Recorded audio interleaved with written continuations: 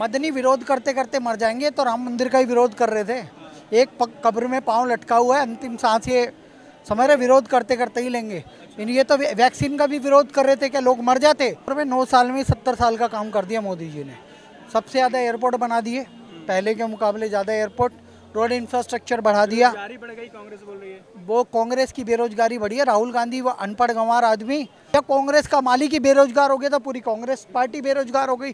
तो बेरोजगारी के लाले पड़े हुए कांग्रेस में। ज़्यादा बढ़िया काम हुआ, यूनिकॉर्न खुल गए 110 और 2 वैक्सीनेशन बन गई स्वदेशी। और मोदी जी को कोई हरा नहीं सका। उत्तर प्रदेश उसका उदाहरण है, दोबारा जीत गए। उत्तराखंड जीत गए तो 24 में 400 सीटें आराम से जीतेंगे मोदी जी। पूर्ण बहुमत से सरकार बनाएंगे। टैक्स के पैसों पे ही तो दिया जाता है सब कुछ।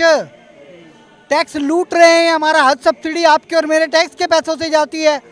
80 करोड़ लोगों को अगर अनाज दिया जा रहा है कोरोना काल से अब तक, और 2024 तक दिया जाएगा, वो टैक्स के पैसों से दिया जाएगा। ये अपने बाप के घर से ला रहे हैं क्या? या कोई भी पार्टी कोई अपना वादा पूरा करती है चुनावी, क्या वो अपने पार्टी फंड से देते हैं? क्या जनता के टैक्स का पैसा देते हैं वो? तो इन लुटेरों, ये लूट बंद होनी चाहिए, मंदिरों की लूट बंद होनी चाहिए। और देखो, यूनाइटेड नेशन कहता है टोटल आबादी की 5% आबादी को अल्पसंख्यक माना जाए, तो भारत में मुसलमान की आबादी 20% हो चुकी है। तो ये किस बात के अल्पसंख्यक है? और अल्पसंख्यक मंत्रालय होना ही नहीं चाहिए। जब संविधान कह रहा है सबको समान नागरिक संहिता हो, समाजवाद हो, तो धर्मनिरपेक्ष देश में ये माइनॉरिटी अफेयर्स अल्पसंख्यक आयोग आता कहाँ से है? मुझे तो ये नहीं समझ आता। ये कौन सा तुष्टिकरण चल रहा है? लॉ कमीशन को स्पष्ट कह रहा हूँ, अश्विनी उपाध्याय जी की सारी रिकमेंडेशन मान लो और ये मुद्दे भी जोड़ ले मोदी सरकार अपने आगामी लोकसभा चुनाव में। लेकिन मदनी जी तो बोल रहे हैं कि हम विरोध करेंगे। मदनी विरोध करते करते मर जाएंगे तो राम मंदिर का ही विरोध कर रहे थे। एक कब्र में पांव लटका हुआ है, अंतिम सांस ये समझ रहे, विरोध करते करते ही लेंगे। ये तो वैक्सीन का भी विरोध कर रहे थे, क्या लोग मर जाते। अब मैं बताऊं, वैक्सीन लगवाने के बाद भी लोगों ने बच्चे पैदा किए हैं। HT हसन समाजवादी पार्टी के और ये मदनी और ये शफीकुर रहमान बर्क कहते थे बच्चे पैदा नहीं होंगे, जो है वैक्सीन लगवा लेंगे तो बच्चे तो पैदा हो रहे हैं। भाई हमने 2 वैक्सीन लगा रखे हैं, बताओ कितने बच्चे पैदा करने, हम करके दे देते हैं। सीधी सीधी बात है। 9 साल मोदी जी की और कांग्रेस के 70 साल कैसे देखते हैं तुलना के तौर पर? तुलना के तौर पे 9 साल में 70 साल का काम कर दिया मोदी जी ने।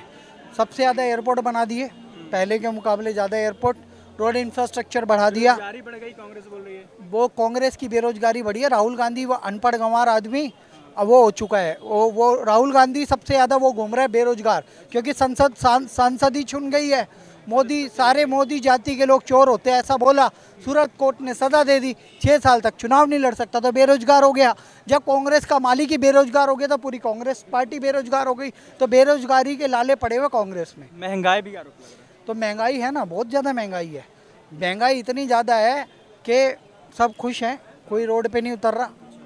कांग्रेस जितनी महंगाई नहीं, मतलब महंगाई है पर वो वाली महंगाई नहीं। अब कुछ लोग कह रहे हैं कि भैया भाजपा ये कर रही है वो कर रही है। भाजपा ने अपने मैनिफेस्टो में 3 मुद्दे कहे, भाई राम मंदिर, 370 और यूनिफॉर्म सिविल कोड। सुनिए ध्यान से, कांग्रेस ने नेहरू के टाइम से, इंदिरा के टाइम से और अभी तक राजीव गांधी के टाइम तक राहुल गांधी ने भी ये कहा गरीबी हटाओ।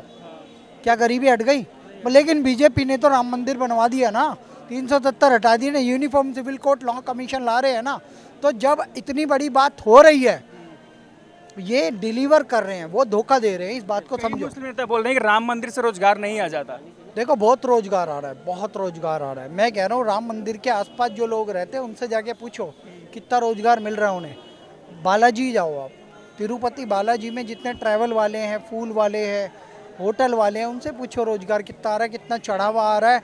बैंकों में देते हैं, बैंकों में जब वो इतना लाखों करोड़ों रुपए जमा हो जाता है, उसका वो इंटरेस्ट लेते नहीं लेते मुझे नहीं पता, लेकिन उस पैसे का भी लोन बांटा जाता है। कितने लोगों को स्वावलंबी बनाया जाता है लोन देके, वो भी तो सोचो आप। काम हुआ है बेहतर, बहुत ज़्यादा बढ़िया काम हुआ है। यूनिकॉर्न खुल गए 110 और 2 वैक्सीनेशन बन गई स्वदेशी। और मोदी जी को कोई हरा नहीं सका। उत्तर प्रदेश उसका उदाहरण है, दोबारा जीत गए। उत्तराखंड जीत गए तो 24 में 400 सीटें आराम से जीतेंगे मोदी जी। पूर्ण बहुमत से सरकार बनाएंगे। 24 में फिर एक बार मोदी सरकार।